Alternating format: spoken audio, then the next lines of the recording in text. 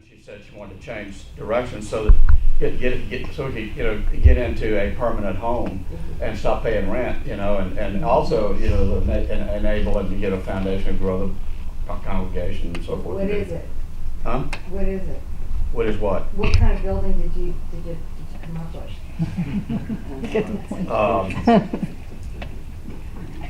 A modular building. And I looked at the building that was built almost next door, the Lake House School, and that was successfully done, and it's a really neat looking box set in the woods, and it looks really great. And so I talked to Carrie Lindsay about who did it and how it was done and all that stuff, and so that has led me into contact with the same people who build them. They build the modules. The modules are 13 feet 8 inches wide, so they can travel on big trucks on the highway. And there's a height limitation because they got to go into bridges and all that.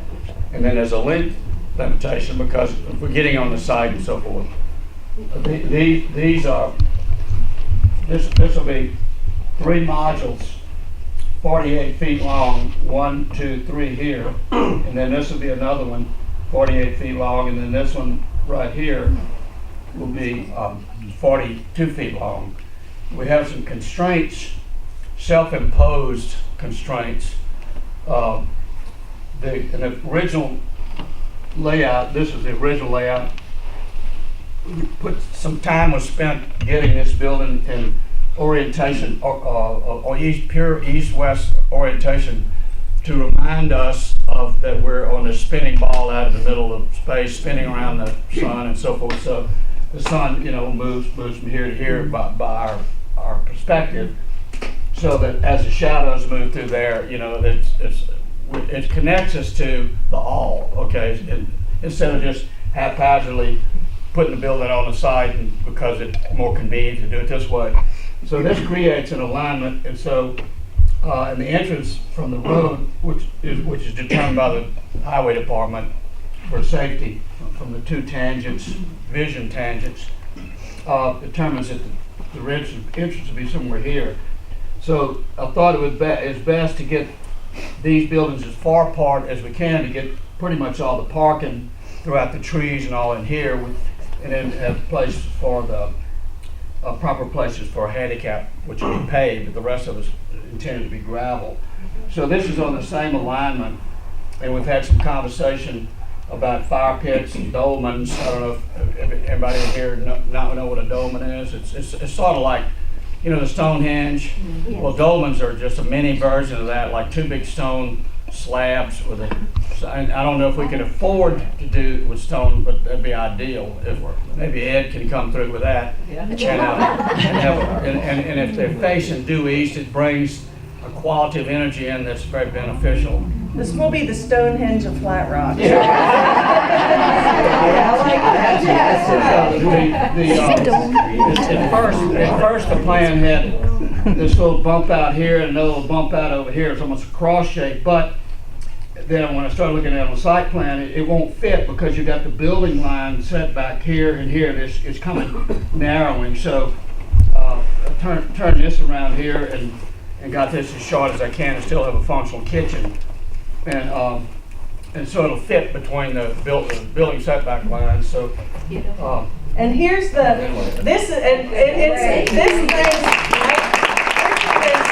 done such a terrific job with this, and this is the actual tentative floor plan. Yay. And I love the way Richard's mind works on this, and it's so fantastic. We're gonna have an awesome building. I mean, this first one is like Starship, and yeah. Beautiful. And this is to me, this is the most important thing, is that as was done in here, will be done in here, which is to tweak a inexpensive way of building, modular building, which is often just very mundane. People throw them up and there's not a lot of consciousness that goes into it, which is fine for certain, if they don't know the difference, it doesn't matter. We do know the difference.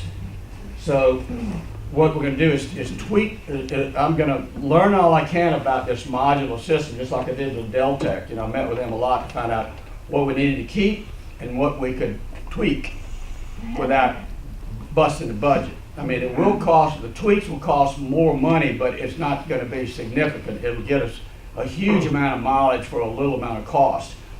So that the quality of the space and the shape caused waves of the building and all the details and the proportions and so forth will produce a set of frequencies or vibrations in the space that is life supporting and also moves us toward samadhi. Okay? So that's what we're up to, is combining that with the mundane modular system. Okay? That's what